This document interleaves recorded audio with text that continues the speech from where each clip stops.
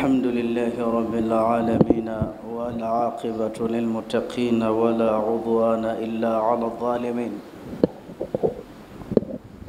وأشهد أن لا إله إلا الله ولي الصالحين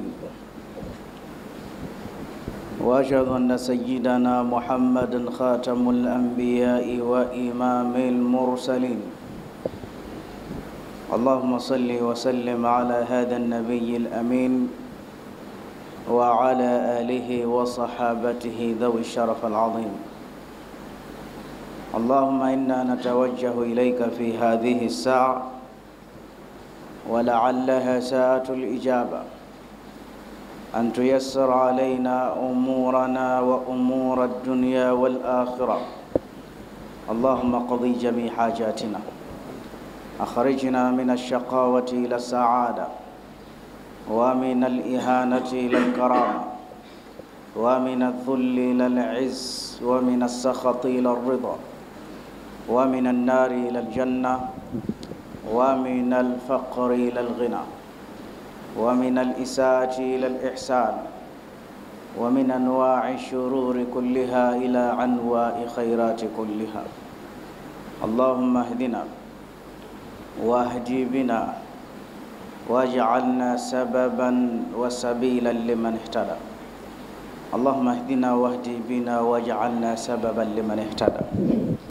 إلهي زادي قليل ما أراه مبلغي الزاد أبقي أم لطول مسافتي أتحرقني بالنار يا غاية المنى أين رجائي فيك وأين محبتي أما بعد فيا أيها الناس أوصيكم ونفسي بتقوى الله واتبعوا سنة نبي الله واعلموا أن الفوز مع المتقين ومن لم يلبث ثيابا من التقى تجرد عريانا وإن كان كاسيا من أراد أن يرى يوم القيامة برائع العين فليقرأ سورة التكوير وسورة الانفطار وسورة الانشقاق ونحن قرأناها وهل رأيناها. Nichukue fursa hii kwanza kukuhusieni nami pia kuhusia nafsi yangu kumwogopa Allah jalla jalal na kufuata mwendo na kutekeleza sunna za mtume Muhammad sallallahu alaihi wasallam. Nimesema man arada an yara yawm alqiyamati bi ra'yi al-ayn, anayetaka kuiona siku ya kiyama kana kwamba iko pale, basi faliyaqra suratu takwir, asome idha ash-shamsu kuwirat, maanahu takwiru shams, asome suratu infitar idha as-samaa'u infatarat, na asome pia suratu inshiqaq idha as-samaa'u inshaqqat. Sura hizi ni sura sahali mno, ahfadhuhu ana wa tahfadhuhu anta, mimi nazihifadhi na wewe pia unazihifadhi.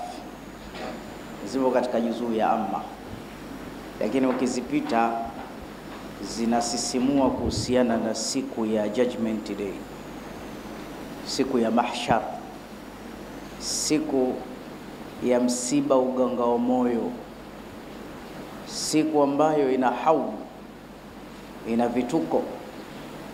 Ya badhar jaddidi safinataka fa innal bahra amiq wa khaffif alhamlaq fa innal aqabata qa'ud akhlis alamal fa inna naqidha basir la yakhfa alayhi shay. Abadhar, lifanyie tajdidi, lirinyu boti lako unalosafiria, na hata ule mzigo unaobeba ufanye uwe sahali, kwa sababu bahari unaosafiria kina chake ni kirefu, na kazi unaoitenda ifanye iwe nzuri, kwa sababu mkaguzi wa amali hiyo ni Allah. Anaona nje na ndani, hakuna kitu kinaweza kikamghibbu. Sasa siku ya Kiyama ina majina mengi, hadith wala haraj, ina majina mengi sana ndani ya Qur'an. Siku hizo Mtume sallallahu alaihi wasallam aliwakuta sahabazi wamekaa wanasimuliana siku ya Kiyama. Akawauliza, mmekaa hapa mnafanya nini? Malladhi ajlasakum fi hadha almakan, mnafanyaje hapa? Wakasema, tumekaa tunazungumzia Kiyama, dalili zake. Basi akasema, hakiwezi kuja Kiyama mpaka zije ishara 10 zile kubwa kubwa,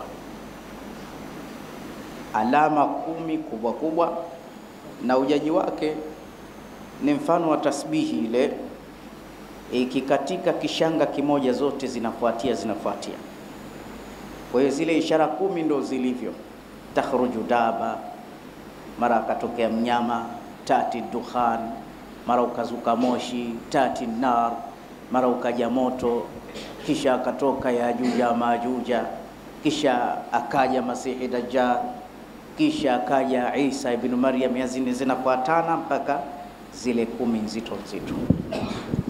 Katika zile 10 naomba mniazime masikio yenu, nitataja moja tu. Na kwa nini naitaja? Kwa sababu ina uhusiano mkubwa sana na hivi vita vilivyozuka huko Iran. Watu wa balagha asema likulli makamin, kila sehemu, kila time ina mazungumzo yake.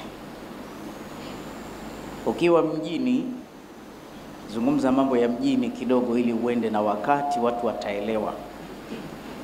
Na ukiwa kijijini, zungumza mambo ya shamba kule kidogo. Mjini kuna mambo yake.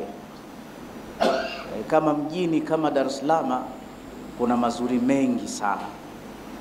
Na kama mazuri yake yatakuwa mengi, bila shaka na mabaya yake ni mengi. Hata mtu asipotumia vizuri neema ile ya kuzaliwa mjini tu, lazima ataharibikiwa maisha yake ya dunia na akhera, kwa sababu yeye tu kuishi mjini.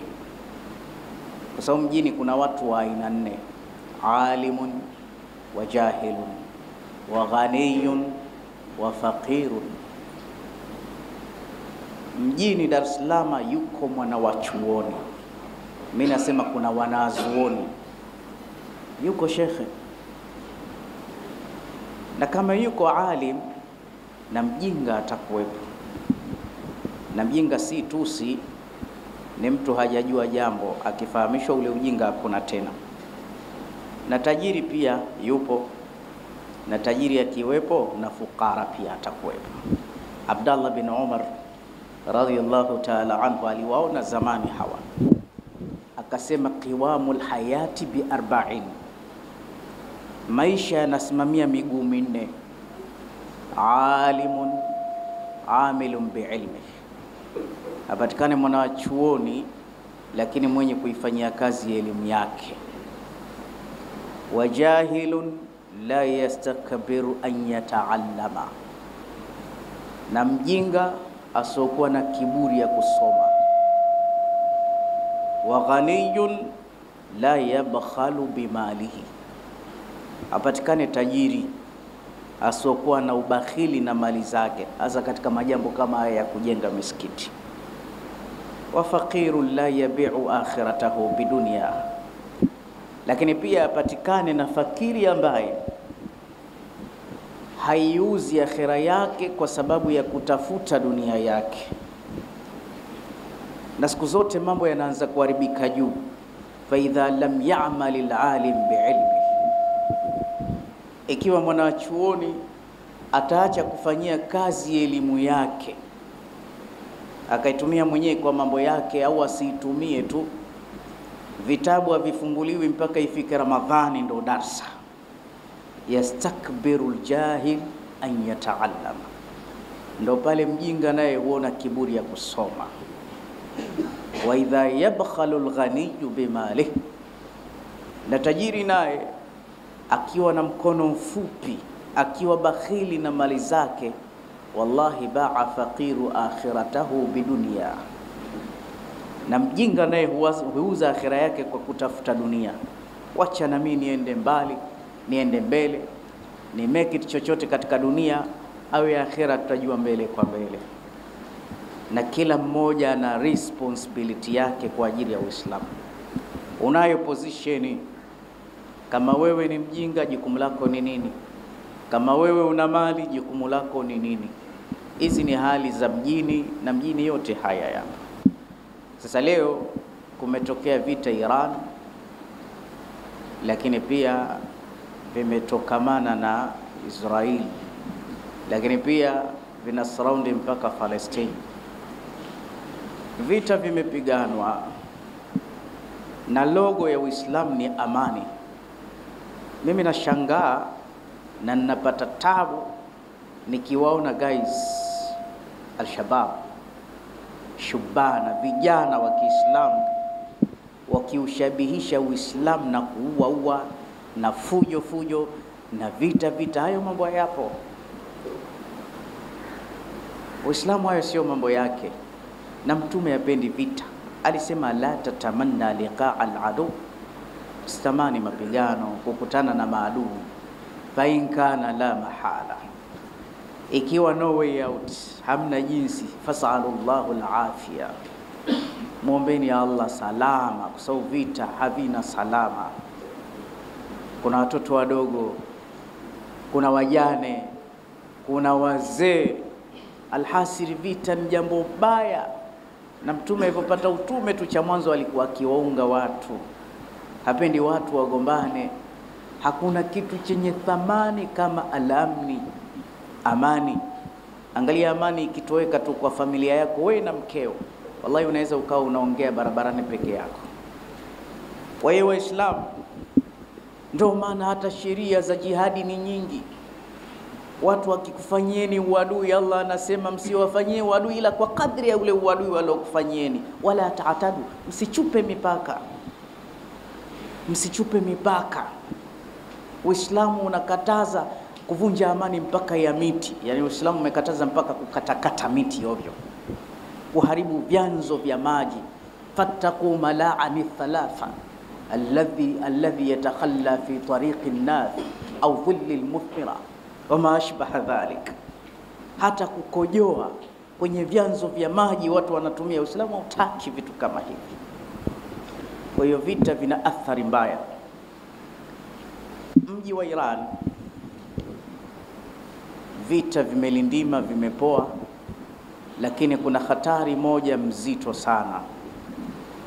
Mtume sallallahu alaihi wasallam, kama sijakosea sana, simulizi ya hadithi aliyoelezea Nawas bin Sam'an radhiyallahu ta'ala anhu, anasema wa'adhana Rasulullah, siku moja Mtume alitutolea hutuba ya ajabu. Ile hutuba yenyewe, ihmarrat wajhuhu, uso wake ulikuwa mwekundu, kasirfil ahmar, kama kapeti nyekundu. Washtaddat ghadabuhu, mishipa shingo imemtoka. Wa ala sautihi, na sauti ilikuwa ya juu, alikuwa akipanda sana alafu anashuka. Hotuba hiyo kaannaha yundhiru jaish, utafikiri Mtume anazungumza na makamanda na askari wanajeshi, utafikiri ataka kuhama na mimbar. Asema ilituogopesha sana ile khutba, na wakati anawasimulia tabiina, na wao waliogopa sana. Pengine na sisi tukisimuliana khutba hii ya Mtume, nasi pengine tukaogopa. Linakhudhahu ibra, tukachukua mazingatio. Alisimama Mtume akasema, ma min khalqin min adam ila qiyam saa, Hakuna kiumbe tokea kuumbwa kiumbe wa mwanzo Nabii Allah Adam Abul Bashar alayhi salam mpaka kiumbe wa mwisho atakayekuja, ashawahi kuwa fadhaa, ashawahi kuwa tishio, ashawahi kuleta tabu katika dunia kama kiumbe mmoja anaitwa Masiha Dajjal. Wama min nabiyyin ba'athahu Allahu bashiran wa nadhira illa waqad hadhara wa andhara qaumahu min fitnati al-Masihi Dajjal. Na hakuna mtume kuanzia wa kwanza Nabii Allah Nuh, isipokuwa kila mtume zama zake alifungua muhadhara kamili akiwatahadharisha watu wake na janga la Masihi Dajjal. Japokuwa inajulikanwa atakuja siku za mwisho, lakini ule utisho wake Nabii Allah Nuhu alitoa speech juu yake, Nabii Allah Ibrahim alitoa speech juu yake, lakini na Mtume sallallahu alaihi wasallam akasema sana, na miongoni mwa dua zake anasema la tada'anna, kwa taukid, usiache kabisa kila ukishakuwa pale tashahud kujikinga kwa Allah na mambo makuu manne, na Mtume alikuwa akisoma Allahumma inni a'udhu bika min adhabi jahannam wa min fitnati al-layli wan-nahar wa min fitnati al-mahya wa mamati then wa min fitnati al-masih ad-dajjal. Kiumbe huyu sasa, kiumbe huyu tutachukua sehemu za muhimu tu, japo zote ni muhimu, ili tuifanye hutuba fupi tu. Kiumbe Masih Dajjal fa huwa shabun, kiumbe huyu kwanza ni kijana lakini qawi, mwenye nguvu, mimba ni Adama, si jini wala si ibilisi, ni mtu. Lakini sifa zake fa huwa shabun, kwanza ni kijana, lakini kijana wa pekee, ana nguvu nyingi sana, hana mfano wake. Siku hizo za mwisho akija kijana huyu, watakaomsapoti na kuja naye kwanza ni Mayahudi, na Mayahudi ndio hiyo Israeli yenyewe hiyo, na mpaka leo wanamtengenezea mazingira makubwa sana, na mpaka leo yupo, na inshallah nitakuambieni yuko wapi kiumbe huyu. Watamsapoti, watakuja naye. Atakuja kipindi ambacho vita imekithiri dunia nzima, kutakuwa kuna ukame mkubwa sana, kuna shida, kuna tabu, kuna dhiki, watu watakuwa wanakufa na njaa. Atakuja, na atakapokuja atakuwa na mambo ya kubabaisha. Anaeleza Mtume sallallahu alaihi wasallam, bwana huyu atakuwa na rehma, lakini atakuwa na adhabu, atakuwa na pepo, atakuwa na moto, atakuwa na maji yake, atakuwa na chakula chake, atadhihiri kwa watu, status yake atadai uungu. Anavyoitwa ni fitna, ni fitna kwa insan, kwa watu, lakini si fitna kwa insani hayawani, mpaka kwa wanyama watafitinishwa naye, mpaka vitu vya jamaadati, vitu visivyozungumza vitapata fitna yake. Atatokea kwenye kaumu ambayo watu wamemwamini Allah, lakini sehemu hiyo kwa athari ya vita kumekuwa na ukame, mpaka watu wanakufa na njaa, watu watakufa na njaa. Atatokea atawaambia, niaminini mimi Mola wenu, nitakupeni chakula, nitakupeni maji. Kisha ataiambia mbingu, wa yasama famtiri biidhni fatumtirati sama. Cha mwanzo kabisa atakuja kufitinisha da'wa yenu mashekhe, azmatillah. Nyinyi mnasema nani ambaye anateremsha mvua? Mnasema Allah. Nani anayotesha mazao? Allah. Anayefisha ni nani? Anayehuisha ni nani? Allah. Haya anafanya yeye. Anaiambia mbingu, famtiri biidhni mush biidhnillah, mvua lete, mbingu lete mvua, muda ule ule mvua inanyesha. Kisha anaiambia ardhi, wa ya ardhi fambutu zira fakhruji kunuzak, ardhi toa dhahabu zako, lulu zako, almasi zako. Baada ya pale ardhi inapasuka, yanatoka madini ya kila sampuli, yanamfuata kama nyuki wanavyoenda kwenye mzinga. Anafisha watu, anahuisha watu. Na anafisha vipi? Tutaona hapo mbeleni. Watu atafikia sehemu nyingine, watu wako na hali nzuri, atawataka wamwamini, watamkataa. Atazuia mvua, atazuia mazao, mpaka watu watakufa na njaa, watu watakufuru sana. Angalia leo hao wanaosema mapasta makanisani wana mafuta tu, lakini angalia watu wanavyobabaika na kumiminika. Wanakuambia tutakutolea umaskini, watu wanajaa sehemu kama hizi. Kiumbe kama huyo akija itakuwaje? Na tumeelezwa watamfuata watu wa sampuli 4, watu wa kawaida kawaida, wanawake ndo kabisa, na watoto wadogo. Na wanawake mnajua wenyewe katika mambo, kila pahala wamekusanyika wao, watamfuata kwa wingi kiumbe Masihi Dajjal. Kiumbe huyu atakuwa na fadhaa mbaya sana, atakuwa na mtihani, lakini Mtume rehma na amani ziwe juu lake akatutajia sifa zake ili tupate kumjua. Cha mwanzo akasema fahuwa shabun, kwanza ni kijana, lakini kijana mwenyewe ni jasima, ana kifua kipana, ana nguvu, lakini ni mfupi. Sifa ya mwanzo, ukimwona mtu mwenye nguvu afu mfupi, hiyo alama ya kwanza. Ama alama ya pili, khashinu ras, nywele zake kama kipilipili, tim, lakini jabha lake, bapa la uso linaenda mbele, la kwake limeenda hivi. Lakini sifa ya tatu, hata akitembea kama amebendi upande hivi, sifa za watu wenye nguvu sana hivi. Lakini alama ya 4, hata ule mwendo wake akitembea unaaibu, hauko sawa, kama ana matege. Iko sababu ya hizi sifa hizi. Alama nyingine ya 5, ihda ainaihi mamsuha,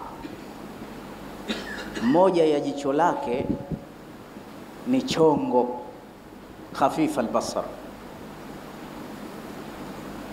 Maana ya masihi, tunao masihi wawili, tunao masihu alhuda wa masihu dhalala. Tuna masihi wa uongofu, Nabii Allah Isa bin Maryam ameitwa masihi kwa sababu katika dua zake na karama zake, yubri'ul akma wal abrasa, alikuwa akiwakagua wenye mbalanga, vipofu, alafu anapangusa. Kwa sababu hii Isa akaitwa almasih. Lakini huyu masihu dhalala, kwa nini ameitwa masihi? Sababu ziko kama 2. Sababu ya kwanza, kwa Mtume sallallahu alaihi wasallam amesema akija huyu bwana, balaa zake atatembea dunia nzima. Kwa muda gani? Mimi na wewe tuna miaka 70, madege ndo hayo, lakini hatujamaliza dunia. Huyu kwa siku 40 tu atatembea magharibi, mashariki, kaskazini, kusini, mote madunia. Usafiri atakaotumia atakuwa na jipunda lake hilo, kutoka sikio moja mpaka sikio jingine 40 dhiraa. Sikio la punda wake mpaka sikio jingine mita 40. Punda mkubwa sana huyu, ataenda naye mbio. Hichi kitakuwa kipando chake cha kuzunguka dunia nzima kwa muda wa siku 40. Atakuja na akida inasema khalif tu'raf, nenda kinyume na watu upate kujulikana. Atatafuta mambo mengi ya kiki na mambo yake mengi ni vice versa. Kwa hiyo dakika 2 utasikia yuko Marekani, mara yuko Tanzania, mara yuko China, mara yuko hivi. Kuna mambo ambayo Mungu atakuwa amemkadiria, alhasili itakuwa ni balaa kubwa sana. Lakini pia sawa bin sawia, hiyo ikasababisha tumuite masihi. Lakini wengine wanasema kuitwa kwake masihi kwa sababu ihda ainaihi mamsuha, moja ya macho yake mawili, moja ni kama zabibu ilokauka bovu. Sasa kwa nini hizi alama zimetajwa? Niongeze alama nyingine. Mtume asema yeye huyo bwana aqimul la yulad, yote chukua. atakuwa ni tasa, atakuwa ni mgumba hazai. Maana yake we Muislamu utambue hizi alama. Mungu anaweza akaona mambo haya? Rabbuna laysa bi'awara. Mungu wetu hawezi kuwa na aibu, usibabaike. Mungu gani tasa? Mungu gani jicho chongo? Mungu gani ilokomwe la kichwa hatari, nywele kipiripiri? Mungu gani ana matege? Umeelewa kidogo eh? Hizi alama hizi Mtume katutupia hivyo. Tena moja kati ya macho mawili kuna silabi 3 zimeandikwa, Mtume akazitaja kwa silabi. Sawa? Kaf, ra, si ndio hivyo? Kafa na ra. Maana ameandikwa kafara au kafirun. Hapa kati ya macho yake mawili kumeandikwa, kuna maandishi kafiri, herufi za Kiarabu. Mtume sallallahu alaihi wasallam akasema kila muumini katibun kana, ameingia madrasa, anajua kusoma au hajui kusoma, ataweza kuyaona yale maneno na atasoma. Ama mwingine hawatomuona zile alama mpaka akishauawa, baadaye ndo ataonekana yale maneno. Hizi sifa Mtume wakati anazitaja, kuna bwana mmoja anaitwa Safih ibn Sayyad. Huyu ni mtoto anaishi Madina, amezaliwa na mwanamke wa Kiyahudi, anajoini pamoja na sahaba. Hizi sifa zilizotajwa wakasema, wallahi nashhadu anna Safih ibn Sayyad wal Masih Dajjal. Kwa hizi sifa zilizotajwa hizi, tunamwapia Allah, Safih ibn Sayyad ndo Masihi mwenyewe. Sahaba mmoja fulani hivi, alikuwa huyu ni mtoto lakini ana mambo kama ya kishetani fulani hivi. Sawa eh? Alikuwa na mambo, ilikuwa ukimfichia kitu anakuambia. Umekuja na ndizi mfukoni, anakuambia toa hiyo ndizi mfukoni. Hata siku moja Mtume anambia, unajua nitaka nikwambie nini Ibn Sayyad? Ambia, si utaka uniambie dukhani, yani dukhani moshi. Atashhadu anni rasulullah, unashuhudia mimi ni mjumbe wa Allah? Ambia, mimi nashuhudia wewe ni mtume wa wajinga. Haikuwa na challenge na vituko. Amir al-Mu'minin Umar akatoa panga, akamwambia, ya Rasulullah, hiki ni kimasihi chenyewe, wallahi mimi namuua. Mtume akamwambia, ikiwa huyu ni Masihi mwenyewe huwezi kumuua, kwa sababu ahadi yake ipo kwa Isa mwana wa Maryam, na kama siye utakuwa umemdhulumu. Sasa ndo yeye, hakuna comment, haikujibiwa. Kwa hiyo kuna baadhi ya masahaba wengi wanajua huyu bwana, ndo mwenyewe. Hata siku miongoni mwa siku alionekana akiwa analalamika, mimi nishachoka. Maki watu wanamuogopa, kila anayesimama naye kiumbe hicho kimesimama, wanaondoka. Zalimika, nishachoka, watu wananyanyapaa, watu wananiogopa, nikikutana nao usiku wanakimbia, wananiona mimi Masihi Dajjal. Anamwambia Said al-Khudri, pia usilalamike, lisemwalo lipo, insah. Ikiwa watu wanaoyasema ya kweli, itakuwaje? Unajua alichojibu, asema kama ni ya kweli siwezi kuikataa kadari ya Allah. Anazidi kututia wasiwasi, Lakini pia Abdallah bin Umar radhiyallahu ta'ala anhu walitoka Madina wanakwenda Maka. Katika lile jopo la masahaba ndani yake yuko Ibn Sayyad. Wakafika sehemu wamechoka kati ya Maka na Madina, sahaba wakaweka mizigo yao, wakatembea mwenye kuchimba dawa, mfano hivyo, mambo ya safari. Abdallah bin Umar akaachwa na Ibn Sayyad. Mwenyewe akaona hii shughuli nimeachwa na hichi kiumbe hichi tena. Anasema nikazungumza neno kwa bahati mbaya, likamkera, likamuudhi. Lilivyomuudhi akafura, akawiva macho, akakasirika. Na sifa ya Masihi Dajjal mpaka kudhihiri, achokozwe, atachokozwa, ataudhika. Zile hasira zake ndo zitamleta, ndo chanzo cha kuileta hii hutuba kuna sehemu yupo zile hasira ziliguswa kidogo, akafura akajaa. Abdallah bin Umar anatetemeka, asema sijui ndio kiama chenyewe. Akamkemea Abdallah, wewe unaniudhi, unanikera bwana wewe, alafu unaniona mimi Masihi Dajjal. Ananishtukia, unaniona mimi Dajjal wewe mtoto wewe. Kisha akajitetea akasema, unaniona vipi mimi Masihi? Wewe tumeambiwa sisi Masihi Dajjal aqimul la yulad, ni mgumba hazai. Wewe si unaona nimeacha watoto wangu na mke wangu Madina, unaniona vipi mimi Masihi? Lakini pia tumeambiwa Masihi hatoingia Maka wala Madina. Mtume alitoa khutba akasema siku ya ukombozi, siku ya ukombozi. Watu wakasema ni ipi siku ya ukombozi ya Rasulullah? Akasema ni siku ambayo atakuja Masihi Dajjal, atasimama nyuma ya mlima Uhud, ataamua kuingia pale Maka. Kila akijaribu kuingia vichochoro vya Maka, anakutana kila kichochoro na malaika ameshika upanga ya suddu anhu, anamzuia amna kuingia, ingia tukumalize. Sasa akishindwa kuingia, atapiga kishindo sehemu kuna changalawe kidogo, ataweka hema lake, atanadi kuwatangazia mkombozi wenu niko hapa. Kisha Mtume akasema sasa hapo fayakhruju, atatoka kullu munafiqin wa munafiqa, kila mnafiki mume mke, kila mshirikina mume mke, kila muovu mume mke, wote watatoka Maka, mpaka Maka itabakia na watu wasafi kabisa. Na siku hizo mpaka maradhi ya tauni yatazuiliwa kwenda Maka.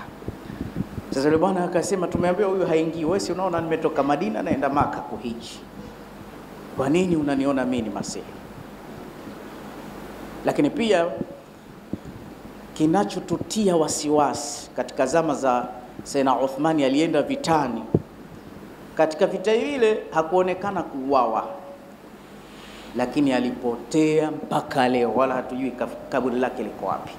Kwa hiyo baadhi wanasema huyu ndo yeye, lakini alimwendea Mtume ambia, kwa hiyo mimi ya Rasulullah, mimi nina sifa za Masihi bwana.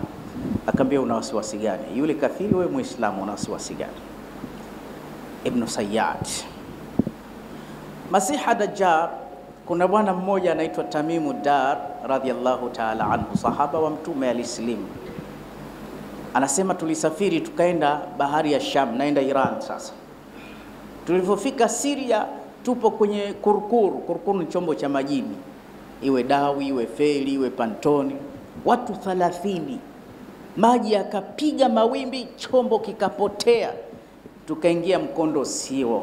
Tamimu Dari anasimulia, asema tulipofika sehemu tukakutana na kiumbe cha hatari, kina nywele mwili mzima mpaka hujui mbele wapi nyuma wapi. Laqad dhananna annahu shaytan, sisi tukasema labda huyu ni Iblis. Tukakiuliza, mananta, wewe kiumbe nani? Kikasema, ana jasasa, mimi mpelelezi. Kwani unampeleleza nani hasa? Anjoeni nikuonesheni ninayempeleleza. Kiumbe kama kile kikatuchukua mpaka tukafika katika gazira, kisiwa. Tulipofika kwa kisiwa kuna kibanda, tulipoingia kwenye kile kibanda tukakutana na kiumbe amepigwa pingu minyororo, kaning'inia. Yule kiumbe tukamwambia, we nani? Akasema, mimi ni Masihi Dajjal. Kiumbe hicho walikikuta sehemu inaitwa Isfahan au Asfahani, iliyopigwa mabomu juzi, sehemu za Khurasan, Iran, Isfahan, ambako tunaambiwa nyuklia ndo zilifumuliwa juzi pale kando zile Khurasan. Kisha yule bwana akawaambia, manantum, nyewe kina nani? Asema, sisi ni watu kutoka Madina. Mpo Madina? Kuna bwana mmoja ametumilizwa anaitwa Muhammad. Ambia ndio. Watu wamemwamini? Asema, laisa ba'd, hawajamwamini. Asema, wangemwamini ingekuwa kheri yao. Nakhlatu Baisan, tende ya Baisana iko? Asema iko, ni tende inapalikana Palestine. Akasema, wakati wangu bado kama hiyo tende ipo. Leo hii ile sehemu ya ile mitende imekatwa, imekatwa, wameweka Maisraeli majumba yao. Kwa kifupi, aliuliza maswali matano na kila siku zile athari zinapotea. Kwa hiyo hapa Tamimudari akatuonesha kiumbe huyu alionekana kule. Sasa kiumbe huyu kuja kwake Waislamu ni kuudhiwa. Mimi kwa fikra yangu finyu nikasema ile mibomu iliyopigwa pale ingemgusa huyu bwana, hiyo ni ishara mbaya. Na ishara mbaya inakujaje?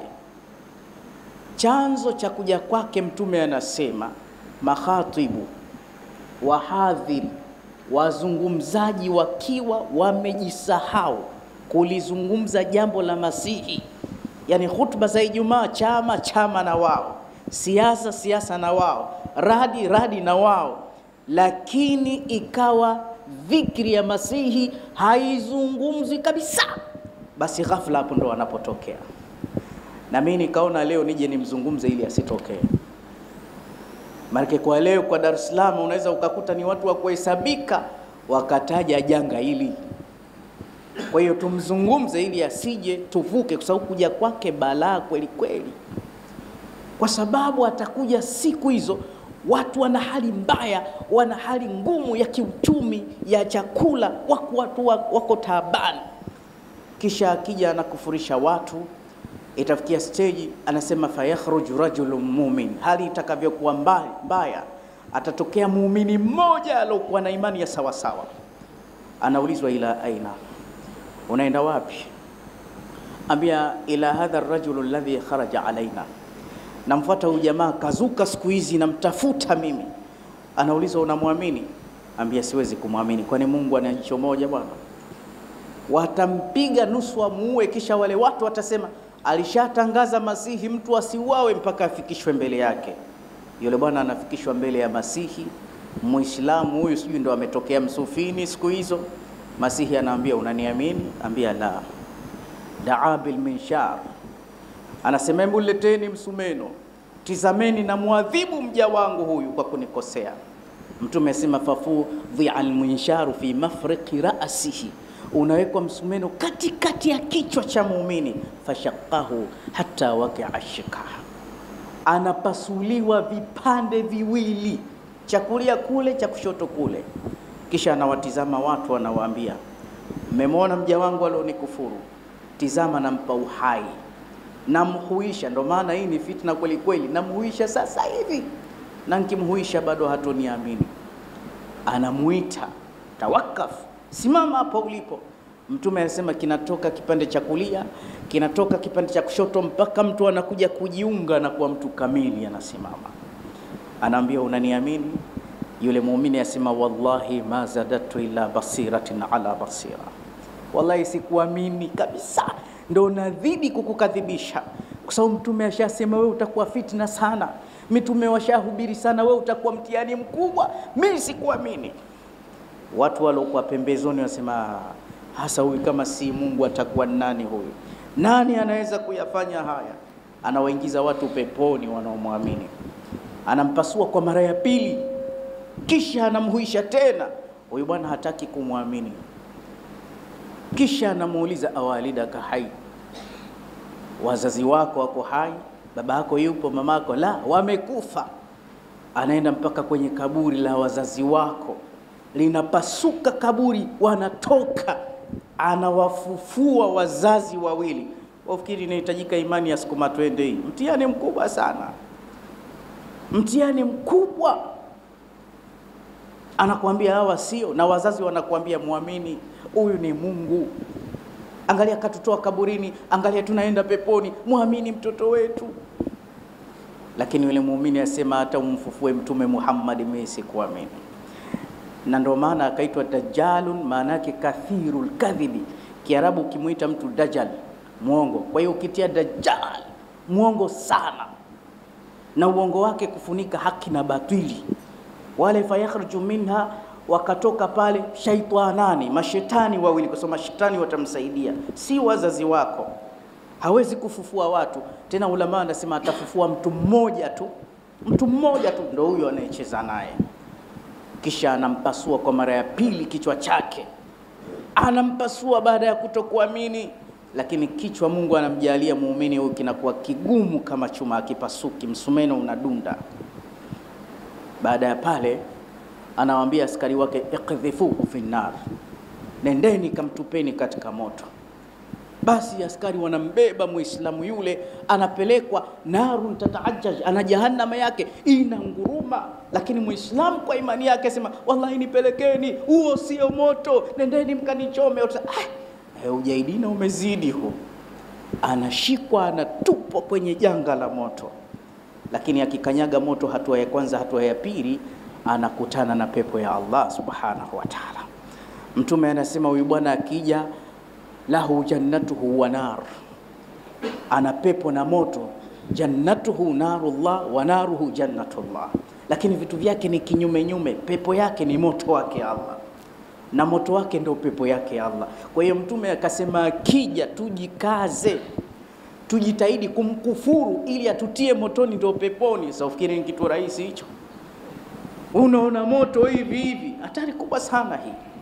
Sahaba wakasema tuliogopa, laqad dhananna qad dakhala fi ta'ifa, mpaka tukasema au kishaingia watu wanaogopa.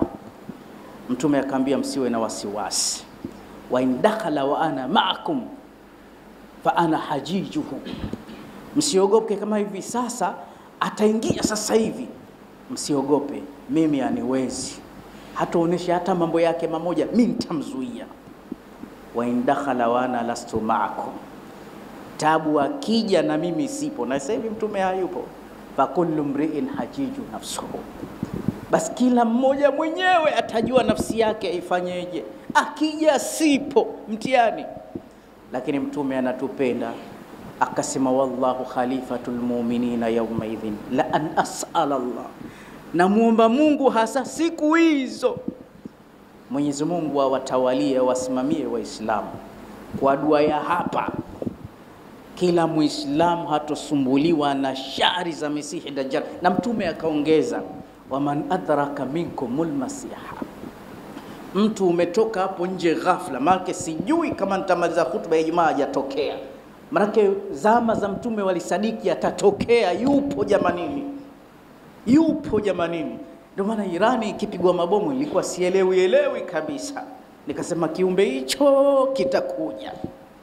Kwa hiyo Mtume asema atakayekutana naye ghafla faliyaqra bi awwali fawatihati suratu Kahfi, basi na asome zile aya 10 za mwanzo tu za suratu Kahfi, atamshinda. Sasa aya 10 zenyewe tunazo au ndio tumeihama Qur'an? Na hizi siku 40 atakazoishi kwetu ni 40 za mtihani. Mtume asema ni kweli ataishi siku 40, ndio siku 40 ya kufurisha dunia namna kama hii. Mtume akasema yaumun kasana wa yaumun kashahr wa yaumun kajumaa wa ayamin ka iyamikum hadha. Hivyo itakuwa siku yake moja ni kama mwaka mzima, siku 360. Siku yake ya pili mwezi, siku 30. Siku yake ya tatu ni kama wiki, na siku 37 zilizobakia zitakuwa kama siku za kawaida. Ukipiga mahesabu unapata siku 400 kama na 20, au na siku za kuhesabu. Hizi zinamtosha mtu kufanya ufisadi wa kutosha. Sahaba akamwambia Mtume, sasa siku hiyo siku itakuwa kama mwaka, tutasalije sasa? Maana tumeshakaa miezi 6 bwana, dhuhuri tayari bado. Mtume asema faqaduru la, hali itakuwa mbaya, mtasali kwa kukadiria. Piga miezi yako miwili mbele bwana, hapa itakuwa alfajiri bwana, nasali. Hali itakuwa ngumu sana siku hiyo. Tunamwomba Mungu atuepushe na vita hivyo, wasituletee mabalaa na vita vyao na majanga, na sisi tuzungumze dhikri ya mambo haya ili asipate kutokea biidhnillahil karim. Na haya tunayazungumzia wapi? Wallahi haya yanazungumziwa misikitini tu basi. Misikitini uko Palestina, msikiti ule nimeona umepigwa bomu, nimesikitika kweli kweli. Ni alama ya Allah msikiti ule. Ukienda leo Palestina, pale kwenye ule msikiti pale ndo kuna kubatu miraji, mlango wa kuendea babul hafdha kwenda mbinguni huko pale.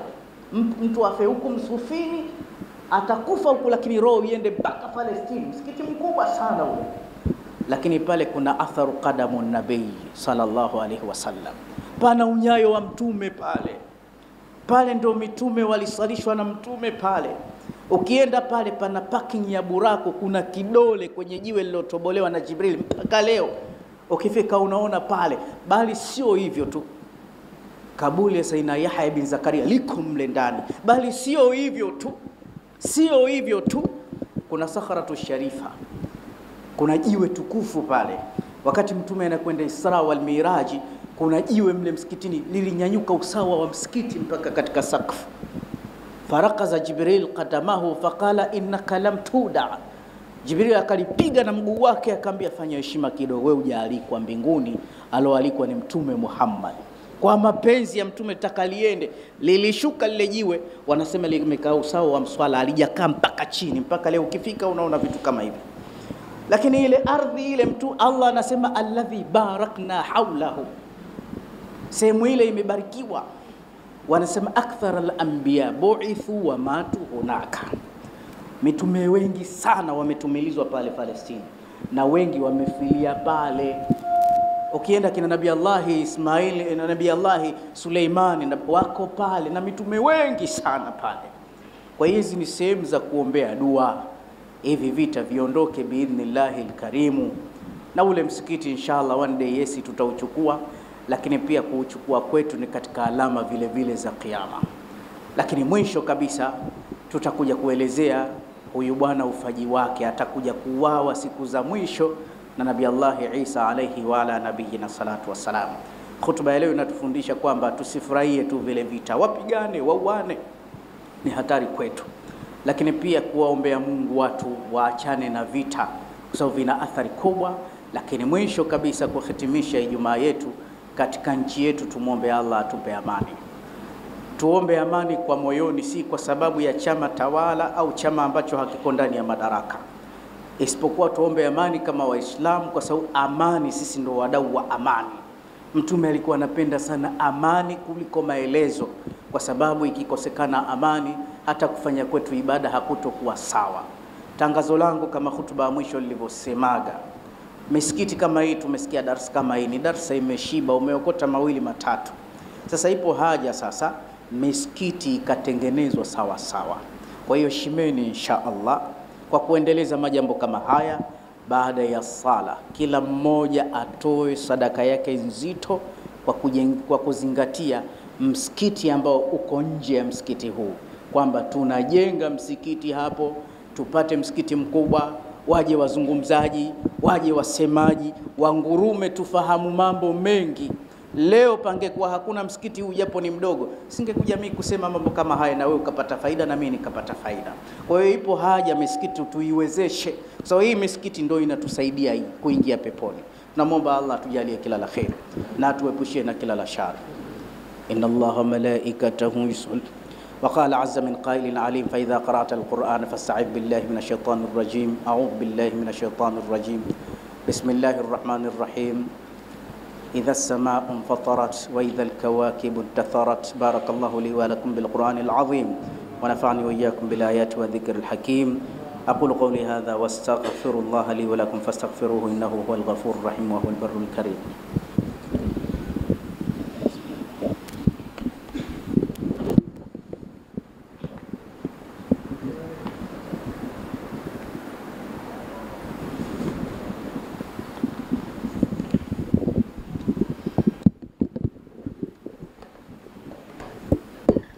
الحمد لله حمدا كثيرا كما أمر وأشهد أن لا إله إلا الله وحده لا شريك له إرغاما لمن جهد به وكفر وأشهد أن سيدنا ونبينا مولانا محمد وعلى آله وأصحابه المصابيح الغرر.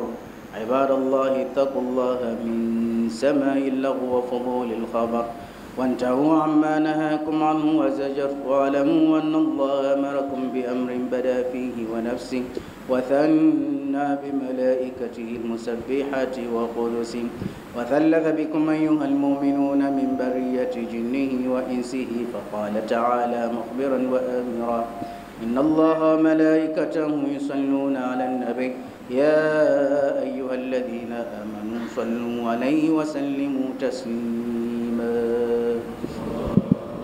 اللهم صل على نبي الرحمة وشافع الأمة عدد ما أحاط به علمك وصاه كتابك وضمه، وعلى آله ومن نصره في كل مهمة، خصوصا منهم ذي الأصل الأريق أمير المؤمنين سيدنا أبي بكر الصديق، وعلى الزاهد اللواب الناطق بالصواب أمير المؤمنين سيدنا أبي حفص عمر بن الخطاب، ولا جامع القرآن استحيت منهم الملائكة الرحمة مهي الليالي بتلاوة الكتاب أمير المؤمنين سيدنا عثمان بن عفان، وعلى أسد الله غالب إمام المشارق والمغارب أمير المؤمنين سيدنا علي بن أبي طالب، وعلى ولديه سيدين أبي محمد الحسن وأبي عبد الله الحسين، وعلى أمهما الزهراء البتول، وعلى عميه المعظمين عند الله والناس المطهرين من الدنس والأرجاس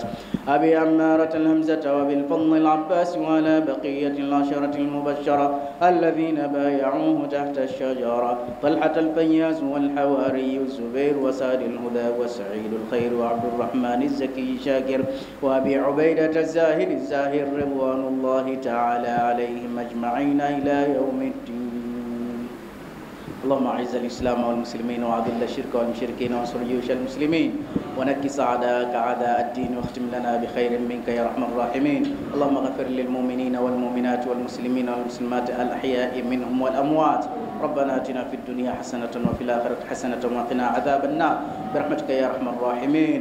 عباد الله، إن الله يأمركم بالعدل والإحسان وإيتاء ذي القربى وينهى عن الفحشاء والمنكر والبغي يعظكم لعلكم تذكرون. فاذكروا الله العظيم الجليل يذكركم